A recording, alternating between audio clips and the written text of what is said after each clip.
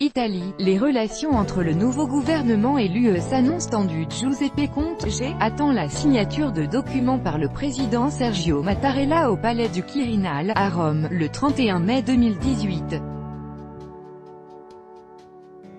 Italian Presidential Press Office and out via Reuters. L'Italie a un gouvernement après le plus long blocage de son histoire. Le président italien a finalement chargé une nouvelle fois le juriste Giuseppe Conte de former un gouvernement avec les populistes du mouvement 5 étoiles et l'extrême droite de la Ligue du Nord.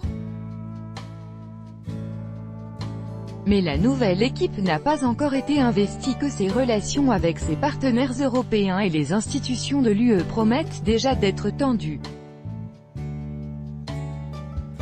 Avec notre bureau de Bruxelles, l'attitude des Européens après le rejet de la première mouture de la coalition entre la Ligue et le mouvement 5 étoiles avait été décrite comme un soulagement provisoire.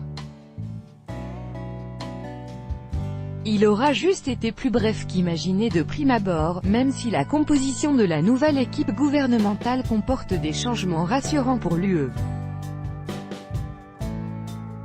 Dissiper le malaise, il y a par exemple Paolo Savona, hostile à l'euro, finalement nommé aux affaires européennes et non au portefeuille de l'économie dont hérite Giovanni Tria. Il reste cependant que la Commission européenne devra dissiper rapidement le malaise déclenché par les déclarations maladroites cette semaine du président de la Commission et du commissaire au budget, le premier sur la corruption et le second sur le poids des marchés financiers en Italie. Il reste aussi que les craintes des Européens quant à la forte dette publique italienne ne se sont jamais dissipées et que la nouvelle coalition au pouvoir à Rome pourrait déplacer ses alliances de l'ouest de l'UE vers l'Europe centrale. Les Européens devront donc peut-être donner des gages à l'Italie et lui offrir enfin l'aide qu'elle réclame depuis des années face à l'affluent de migrants.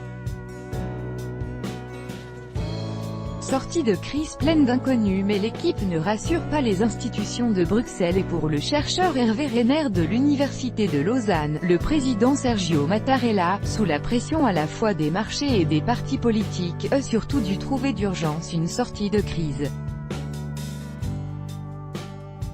Mattarella savait qu'un gouvernement dit de techniciens ou dit neutre, c'est l'expression qu'il avait utilisée, n'aurait pas obtenu le vote de confiance dans les chambres. Donc il était dans une position de faiblesse et sans doute que, pour lui, le mieux c'était de vite procéder à la formation de ce gouvernement, certes qu'il ne voit pas d'un bon œil, mais la composition du gouvernement pose de nombreuses questions, souligne Hervé Renner, qui s'interroge sur la solidité de cette nouvelle équipe.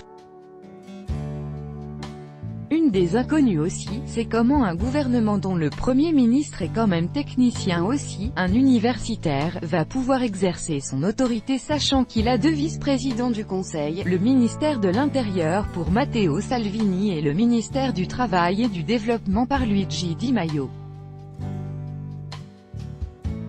En termes d'autorité politique, on ne sait pas s'il sera vraiment le Premier ministre.